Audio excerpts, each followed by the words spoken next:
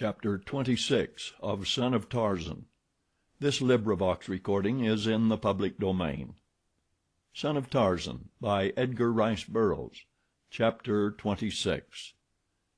Meriem, dazed by the unexpected sight of Korak, whom she had long given up as dead, permitted herself to be led away by Baynes. Among the tents he guided her safely to the palisade, and there, following Korak's instructions, the Englishman pitched a noose over the top of one of the upright logs that formed the barrier. With difficulty he reached the top, and then lowered his hand to assist Meriem to his side. "Come," he whispered, "we must hurry."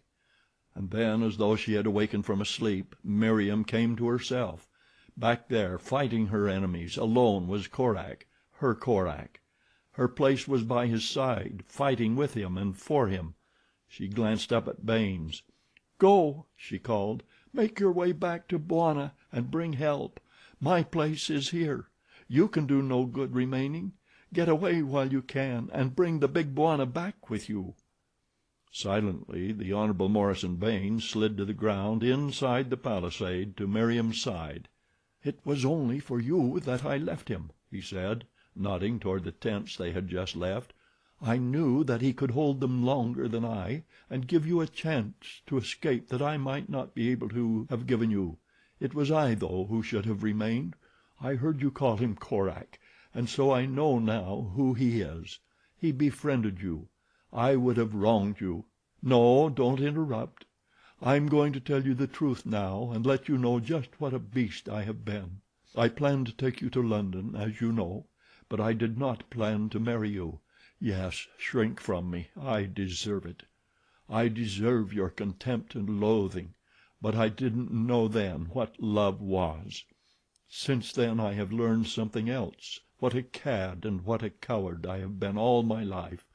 I looked down upon those whom I considered my social inferiors. I did not think you good enough to bear my name.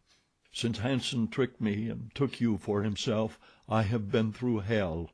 But it has made a man of me, though too late. Now I can come to you with an offer of honest love, which will realize the honor of having such as you share my name with me."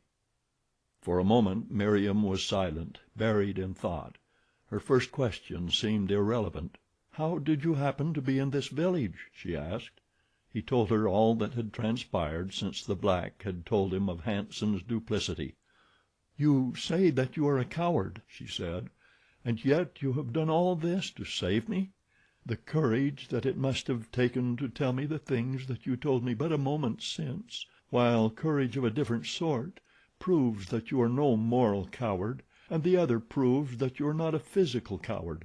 I could not love a coward." "You mean that you love me?" he gasped in astonishment, taking a step toward her as though to gather her into his arms. But she placed her hand against him and pushed him gently away, as much as to say, "Not yet." What she did mean she scarcely knew. She thought that she loved him. Of that there can be no question. Nor did she think that love for this young Englishman was disloyalty to Korak, for her love for Korak was undiminished, the love of a sister for an indulgent brother. As they stood there for the moment of their conversation, the sounds of tumult in the village subsided. "They have killed him," whispered Meriem. The statement brought Baynes to a realization of the cause of their return. "Wait here," he said. "I will go and see. If he is dead we can do him no good. If he lives I will do my best to free him." "We will go together," replied Meriem. "Come," and she led the way back toward the tent in which they last had seen Korak. As they went they were often forced to throw themselves to the ground in the shadow of a tent or hut, for people were passing hurriedly to and fro now. The whole village was aroused and moving about. The return to the tent of Ali ben Kadin took much longer than had their swift flight to the palisade. Cautiously they crept to the slit that Korak's knife had made in the rear wall. Meriem peered within. The rear apartment was empty. She crawled through the aperture, Baynes at her heels, and then silently crossed the space to the rugs that partitioned the tent into two rooms. Parting the hangings, Meriem looked into the front room. It, too, was deserted. She crossed to the door of the tent and looked out. Then she gave a little gasp of horror. Baynes at her shoulder looked past her to the sight that had startled her, and he too exclaimed, but his was an oath of anger. 100 feet away they saw Korak bound to a stake, the brush piled about him already alight. The Englishman pushed Meriem to one side and started to run for the doomed man. What he could do in the face of scores of hostile blacks and Arabs he did not stop to consider. At the same instant Tantor broke through the palisade and charged the group. In the face of the maddened beast the crowd turned and fled, carrying Baynes backward with them. In a moment it was all over, and the elephant had disappeared with his prize. But pandemonium reigned throughout the village. Men, women, and children ran helter-skelter for safety. Curs fled, yelping. The horses and camels and donkeys, terrorized by the trumpeting of the pachyderm, kicked and pulled at their tethers. A dozen or more broke loose, and it was the galloping of these past him that brought a sudden idea into Baynes' head. He turned to search for Meriem, only to find her at his elbow. "The horses!" he cried. "If we can get a couple of them." Filled with the idea, Meriem led him to the far end of the village. "Loosen 2 of them," she said, "and lead them back into the shadows behind those huts. I know where there are saddles. I will bring them and the bridles," and before he could stop her she was gone. Baynes quickly untied 2 of the restive animals and led them to the point designated by Meriem. Here he waited impatiently for what seemed an hour, but was in reality but a few minutes. Then he saw the girl approaching beneath the burden of 2 saddles. Quickly they placed these upon the horses. They could see by the light of the torture fire that still burned that the blacks and Arabs were recovering from their panic.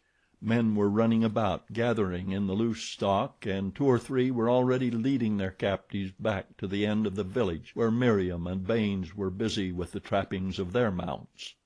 Now the girl flung herself into the saddle. "Hurry!" she whispered. "We shall have to run for it. Ride through the gap that Tantor made," and as she saw Baynes swing his leg over the back of his horse, she shook the reins free over her mount's neck.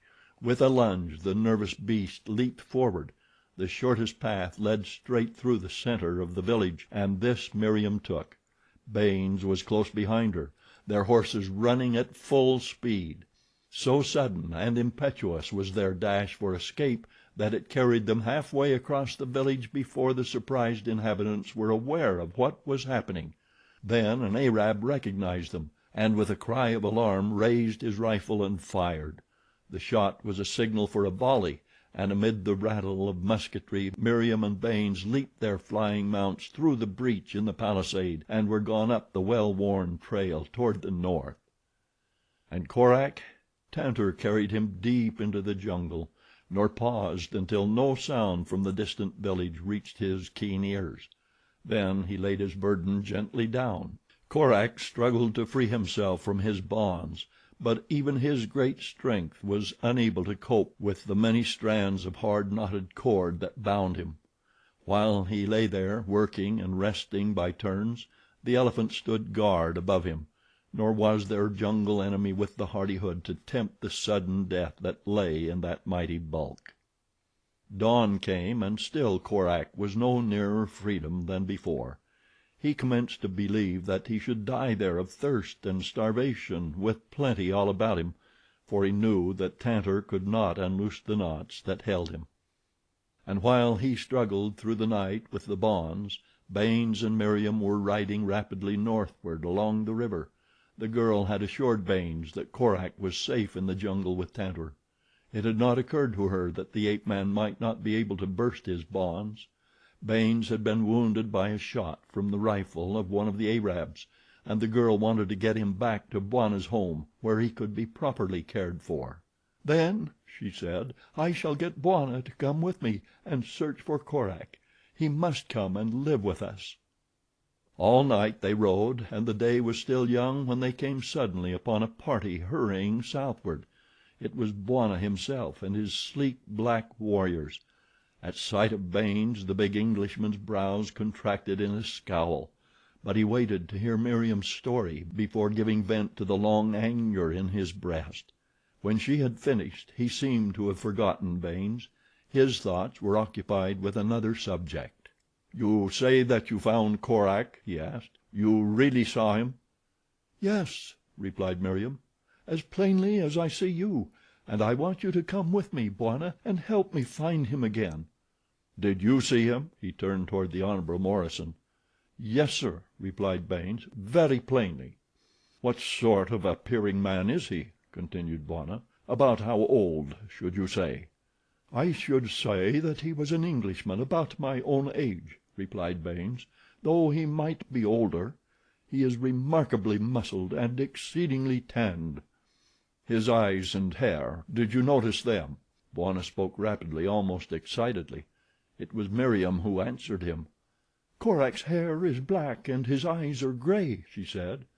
Bwana turned to his head man. "Take Miss Meriem and Mr. Baynes home," he said. "I am going into the jungle." "Let me go with you, Bwana," cried Meriem. "You are going to search for Korak. Let me go too." Bwana turned sadly but firmly upon the girl. "Your place," he said, "is beside the man you love." Then he motioned to his head man to take his horse and commence the return journey to the farm. Meriem slowly mounted the tired Arabian that had brought her from the village of the Sheik.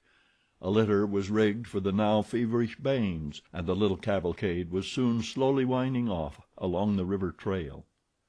Bwana stood watching them until they were out of sight. Not once had Meriem turned her eyes backward. She rode with bowed head and drooping shoulders. Bwana sighed. He loved the little Arab girl as he might have loved an own daughter. He realized that Baynes had redeemed himself, and so he could interpose no objections now if Meriem really loved the man; but somehow, some way, Bwana could not convince himself that the Hon. Morison was worthy of his little Meriem. Slowly he turned toward a nearby tree. Leaping upward he caught a lower branch and drew himself up among the branches. His movements were cat-like and agile. High into the trees he made his way, and there commenced to divest himself of his clothing.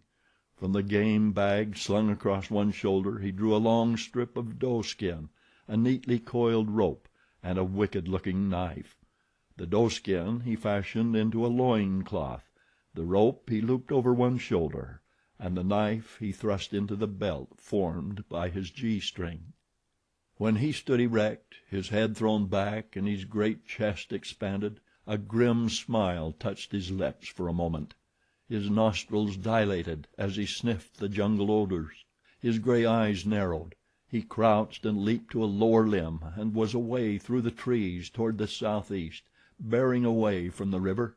He moved swiftly, stopping only occasionally to raise his voice in a weird and piercing scream, and to listen for a moment after for a reply. He had traveled thus for several hours when, ahead of him and a little to his left, he heard, far off in the jungle, a faint response, the cry of a bull ape answering his cry. His nerves tingled and his eyes lighted as the sound fell upon his ears. Again he voiced his hideous call and sped forward in the new direction. Korak, finally becoming convinced that he must die if he remained where he was, waiting for the succor that could not come, spoke to Tantor in the strange tongue that the great beast understood. He commanded the elephant to lift him and carry him toward the northeast. There, recently, Korak had seen both white men and black. If he could come upon one of the latter, it would be a simple matter to command Tantor to capture the fellow, and then Korak could get him to release him from the stake. It was worth trying at least. Better than lying there in the jungle until he died. As Tantor bore him along through the forest, Korak called aloud now and then in the hope of attracting Akut's band of anthropoids, whose wanderings often brought them into their neighborhood. Akut, he thought, might possibly be able to negotiate the knots. He had done so upon that other occasion when the Russian had bound Korak years before. And Akut, to the south of him, heard his calls faintly and came. There was another who heard them too. After Bwana had left his party, sending them back toward the farm, Meriem had ridden for a short distance with bowed head. What thoughts passed through that active brain, who may say? Presently she seemed to come to a decision. She called the headman to her side. "I am going back with Bwana," she announced. The black shook his head. "No," he announced. "Bwana says I take you home, so I take you home." "You refuse to let me go?" asked the girl. The black nodded and fell to the rear where he might better watch her. Meriem half smiled. Presently her horse passed beneath a low-hanging branch, and the black headman found himself gazing at the girl's empty saddle. He ran forward to the tree into which she had disappeared. He could see nothing of her. He called, but there was no response, unless it might have been a low, taunting laugh far to the right. He sent his men into the jungle to search for her, but they came back empty-handed. After a while he resumed his march toward the farm, for Baynes by this time was delirious with fever. Meriem raced straight back toward the point she imagined Tantor would make for, a point where she knew the elephants often gathered deep in the forest due east of the Sheik's village. She moved silently and swiftly. From her mind she had expunged all thoughts other than that she must reach Korak and bring him back with her. It was her place to do that. Then, too, had come the tantalizing fear that all might not be well with him. She upbraided herself for not thinking of that before, of letting her desire to get the wounded Morrison back to the bungalow blind her to the possibilities of Korak's need for her. She had been traveling rapidly for several hours without rest when she heard ahead of her the familiar cry of a great ape calling to his kind. She did not reply, only increased her speed until she almost flew. Now there came to her sensitive nostrils the scent of Tantor, and she knew that she was on the right trail and close to him she sought. She did not call out because she wished to surprise him, and presently she did, breaking into the sight of them as the great elephant shuffled ahead, balancing the man and the heavy stake upon his head, holding them there with his upcurled trunk. "Korak!" cried Meriem from the foliage above him. Instantly the bull swung about, lowered his burden to the ground, and trumpeting savagely prepared to defend his comrade. The ape-man, recognizing the girl's voice, felt a sudden lump in his throat. "Meriem!" he called back to her. Happily the girl clambered to the ground and ran forward to release Korak, but Tantor lowered his head ominously and trumpeted a warning. "Go back! Go back!" cried Korak. "He will kill you." Meriem paused. "Tantor!" she called to the huge brute. "Don't you remember me? I am little Meriem. I used to ride on your broad back." But the bull only rumbled in his throat and shook his tusks in angry defiance. Then Korak tried to placate him, tried to order him away, that the girl might approach and release him; but Tantor would not go. He saw in every human being other than Korak an enemy. He thought the girl bent upon harming his friend, and he would take no chances.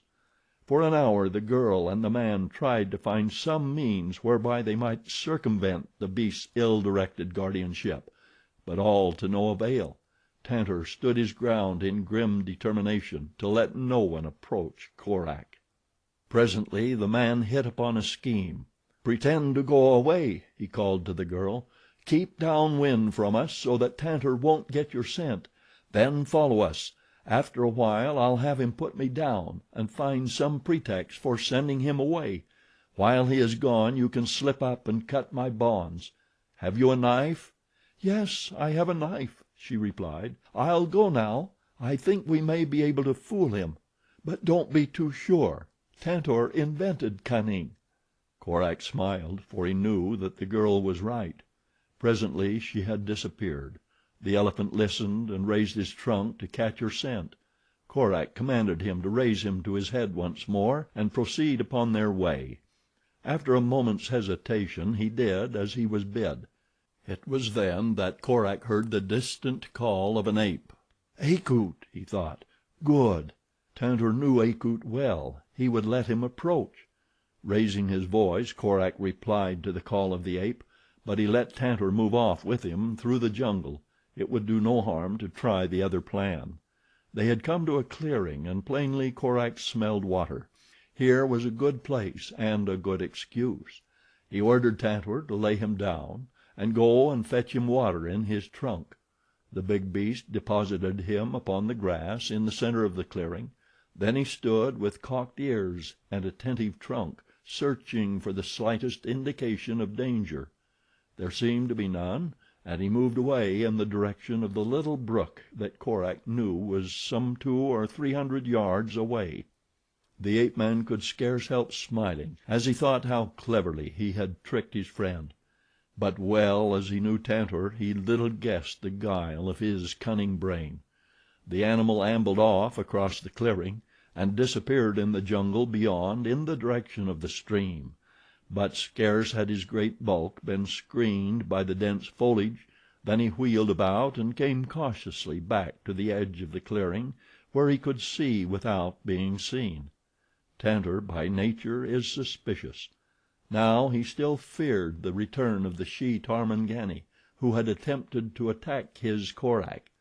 He would just stand there for a moment and assure himself that all was well before he continued on toward the water. Ah, it was well that he did. There she was now, dropping from the branches of a tree across the clearing and running swiftly toward the ape man. Tantor waited. He would let her reach Korak before he charged. That would ensure that she had no chance of escape. His little eyes blazed savagely. His tail was elevated stiffly. He could scarce restrain a desire to trumpet forth his rage to the world. Meriem was almost at Korak's side when Tantor saw the long knife in her hand, and then he broke forth from the jungle, bellowing horribly, and charged down upon the frail girl. Chapter 27